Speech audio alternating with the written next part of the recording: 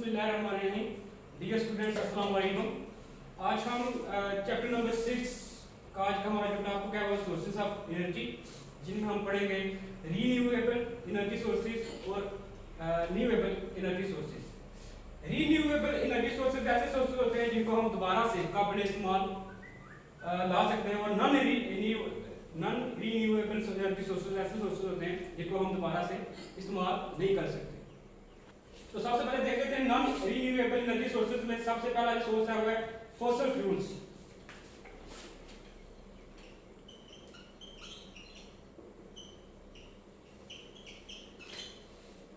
अब देखिए ये टर्म फॉसिल फ्यूल्स जो है इसमें होता है कि coal, oil and natural gases are called fossil fuels. यानी जितनी भी कोयला, ऑयल वगैरह और नेचुरल गैसेस जितनी भी हैं फॉसिल फ्यूल्स में आती है।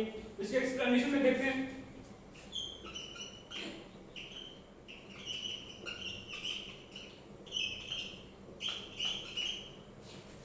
तो कहता है कि these are formed from the remains of planets and tiny sea creatures। यानी कि ये किस तरीके से फॉर्म होती हैं कि इनमें जो प्लैनेट्स होते हैं उसके बाद सी क्रिएचर जो समुद्री मखलूकात हैं उनके बाकियात जो होती हैं उससे ये हासिल होते हैं जी। आगे कहता है जी these are very concentrated sources of energy, oil is especially useful because petrol energy oil is especially useful because petrol, diesel and jet fuels can be extracted from it। यानी कि ऑयल से जो है वो हम पेट्रोल और diesel and दूसरे जो जेट फ्यूल्स हैं उनको एक्सट्रैक्ट कर सकते हैं या उनको हम अलग कर सकते हैं। उसके बाद है जी it is also the raw material from which plastics are made. यानी ये वो हम माल है जिससे प्लास्टिक भी बनाया जा सकता है। और नॉन रीन्यूएबल एनर्जी सोर्सेज को हम रीन्यू क्यों नहीं कर सकते, उसमें जो प्रॉब्लम आती है वो ये है कि सप्लाईज आर लिमिटेड। यानी कि इनकी सप्लाई जो है वो एक limited when the fuels burn their waste gases pollute the atmosphere। यानी कि जब फ्यूल्स बर्न होता है उनका जो वेस्ट है वो पोल्यूट कर देता है, यानी कि पोल्यूट कर देता है एनवायरनमेंट को, गंदा कर देता है।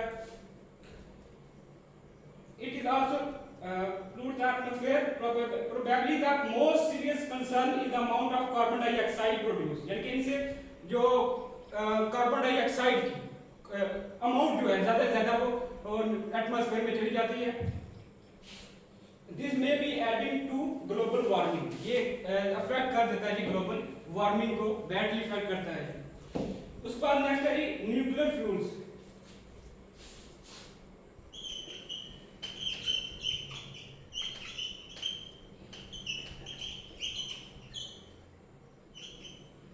नॉन रीन्यूएबल एनर्जी सोर्सेज में जो दूसरी टाइप हम पढ़ेंगे वो है न्यूक्लियर फ्यूल्स। ये क्या होते हैं जी most of nuclear fuel contain uranium. यानी कि ये कंसिस्ट होते हैं इनमें यूरेनियम जो होता है वो कंटेन होता है जी। ये ज्यादातर यूरेनियम पाया जाता है।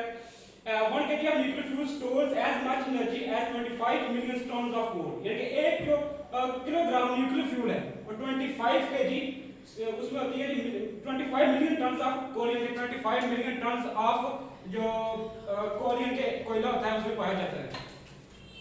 इस बार जो प्रॉब्लम इसमें फेस होती है वो क्या होती है जी high safety standards are needed. यानी कि इसको हाई सेफ्टी यानी कि ज्यादा सेफ्टी स्टैंडर्ड जो होते हैं इनको यूज करके इसको हम इनको कंटेन कर सकते हैं। उसके बाद है the waste from nuclear fuel is very dangerous and stays radioactive for thousands of year.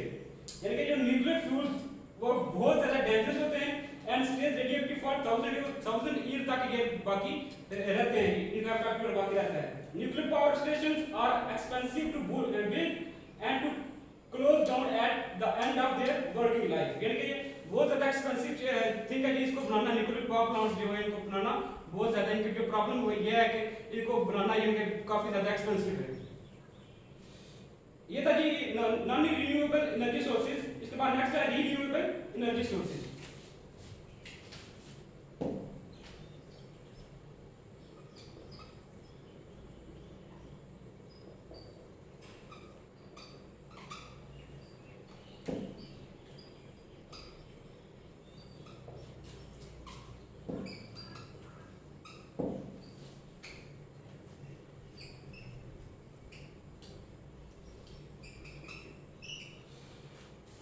ऐसे सोर्सेज जिनको दोबारा से हम काबिल इस्तेमाल कर सकते हैं, इनके इस्तेमाल में ला सकते हैं। तो इसमें सबसे पहले है hydro electric energy.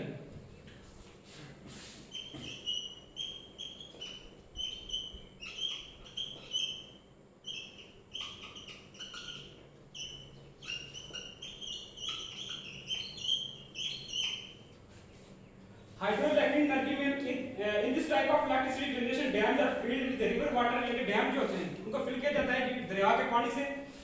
The water flows at high speed and runs turbine, तब जाके जो वाटर जो होता है हाई स्पीड से रन करके टरबाइन वगैरह को चला देता है।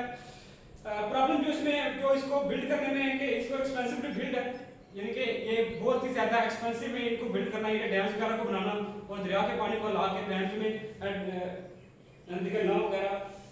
Few areas of the world are suitable, यानी कि वर्ल्ड के दुनिया के कुछ ही एरियाज हैं जिनमें ये सूटेबल है डैम्स को बनाने में या रिवर के पानी को डैम्स में फॉल करवाने के लिए। सो बात है flooding land and building a dam causes environmental damage, यानी कि जो माहौल को डैमेज कर देता है कि flooding land and building dam को बिल्ड जब करते हैं तो बहुत सारी प्रॉब्लम जो होते हैं लैंड पे भी इसका इफेक्ट होता है। तो ये थी इसकी प्रॉब्लम। तो सेकंड है कि टाइडल एनर्जी।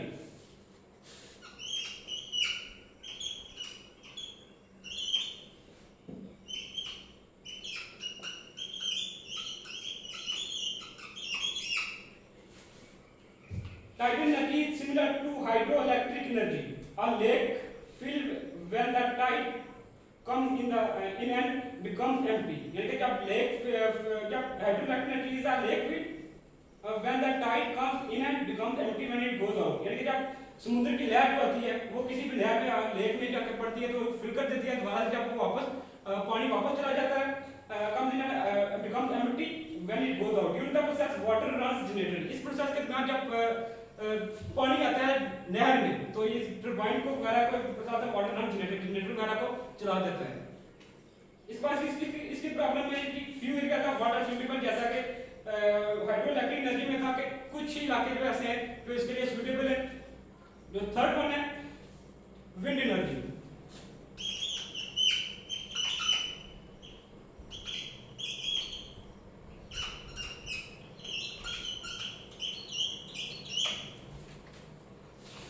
विंड एनर्जी को आगे कहते हैं generators are driven by wind turbines which are known as wind mills, यानी कि जनरेटर जो होते हैं यानी कि हवा के जरिए जो एनर्जी हासिल होती है टरबाइंस वगैरह होती हैं ऐसे, तो हवा के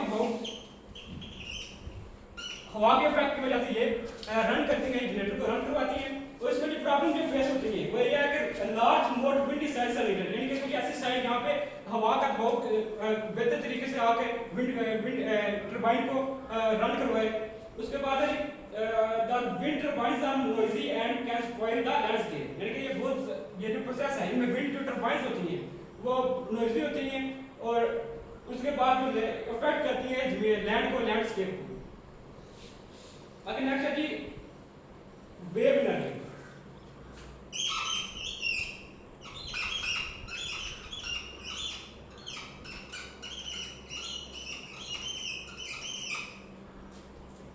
अब वेव एनर्जी में क्या कहता है कि generators are driven by the up and down motion of waves at sea, यानी कि जनरेटर जो होते हैं वेव एनर्जी यानी कि कोई भी लहर आके जनरेटर को रन करवा के आगे चली जाती है।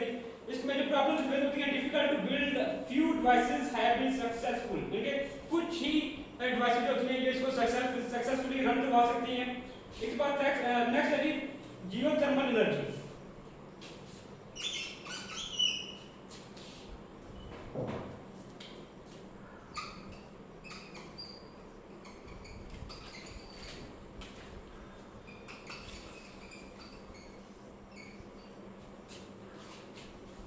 जियोथर्मल एनर्जी में कहता है steam comes from hot underground springs, यानी कि जब अंडरग्राउंड स्प्रिंग होती है यहाँ भाप वगैरह वहां से निकलती है और water is pump down to hot rocks, जब वाटर को पंप किया जाता है नीचे हॉट रॉक्स में, यानी कि गर्म चट्टानें जो होती है उनमें इसको पंप किया जाता है नीचे एंड राइजेस एज स्टीम, जब वो उसको प्रेस किया जाता है तब जाके वो भाप बन के बाहर निकलती है। इसमें जो प्रॉब्लम फेस होती है जी deep drilling is difficult and expensive, यानी कि गहराई तक उसको ड्रिल करना होता है, जो मकसूद होता है गहराई तक ड्रिल करना, लेकिन ये बहुत ही एक्सपेंसिव काम है। तो इसमें जो प्रॉब्लम ये आती है कि एक्सपेंसिव है और डिफिकल्ट टू बिल्ड है, यानी कि बनाना इसको थोड़ा मुश्किल है। उसके बाद नेक्स्ट है सोलर एनर्जी।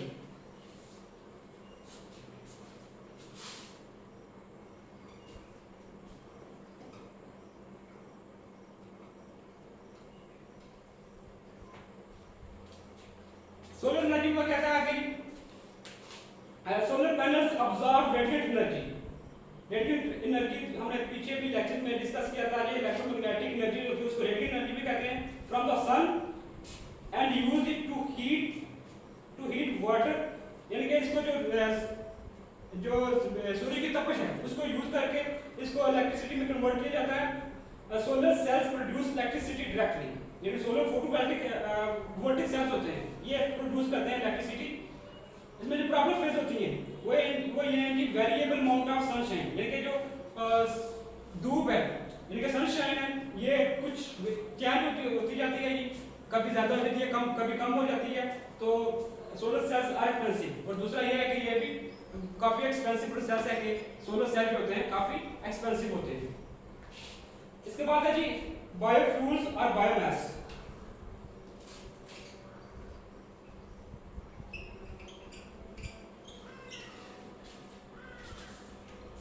अगर वो कहता है जी बायोमास में these are fuels made from plant और एनिमल मैटर, देखिए जितनी भी प्लैनेट और प्लांट्स और कोई दरख्त या दरख्त कह लें या फिर एनिमल मैटर जितना भी होता है उसके बाकियात से जो बनता है उसको कहते हैं जी biomass. Sometimes called biomass, they include wood, alcohol, यानी कि इसमें लकड़ी को कहेंगे, उसकी बाकियात को भी हम इसमें ले सकते हैं बायोमास में। फ्रॉम शुगर कैन, यानी कि गन्ने की कैन से, गन्ने से भी इसको बनाया जाता है। And methane gas from rotting waste, जब इसको इनके गन्ने जितना मटेरियल सारा वेस्ट मटेरियल इनके गन्ने सड़ने से जो बनता है इसको कहते हैं जी बायोमास। जो एनर्जी हासिल होती है उसको कहते हैं जी बायोमास एनर्जी। इसके बाद इसमें जो प्रॉब्लम फेस होती है वो ये है कि huge areas of land are needed to grow, यानी कि ज्यादा अमाउंट में ज्यादा तादाद में जो ज्यादा लैंड होती है वो रिक्वायर होती है इसको एनर्जी की सोर्सेज को हासिल करने के लिए। इट कॉजेस एनवायरमेंटल पोल्यूशन, और ये भी जो माहौल को आलूदा कर देने वाली बायोमास में तो माहौल को भी आलूदा कर देती है। इसके बाद है सेविंग एनर्जी।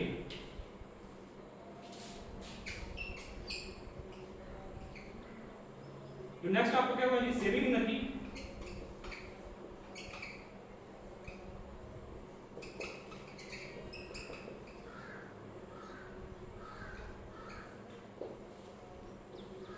लेकिन एनर्जी को हम कैसे बचा सकते हैं?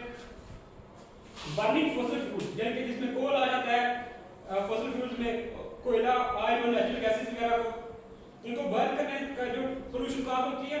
But alternative have their own environmental problem, यानी कि इससे तो पोल्यूशन होती है लेकिन जो बाकी जितने भी एनर्जी सोर्सेज हैं उनके भी अपनी अपनी प्रॉब्लम्स हैं जो हमने डिस्कस कर चुके हैं हम यहाँ पे। That is why many people think that we should be less wasteful with energy, लेकिन बहुत सारे लोग ऐसे सोचते हैं कि हमें एनर्जी को बचाना चाहिए। Methods could include greater use of public transport and bicycle instead of cars, battery installation in building, यानी कि वो कहता है कुछ ऐसे मेथड्स हैं जिनको हम इंक्लूड करके एनर्जी को सेव कर सकते हैं और अपने एनवायरनमेंट को हम पाक रख सकते हैं पोल्यूटेड गैसेस वगैरह से।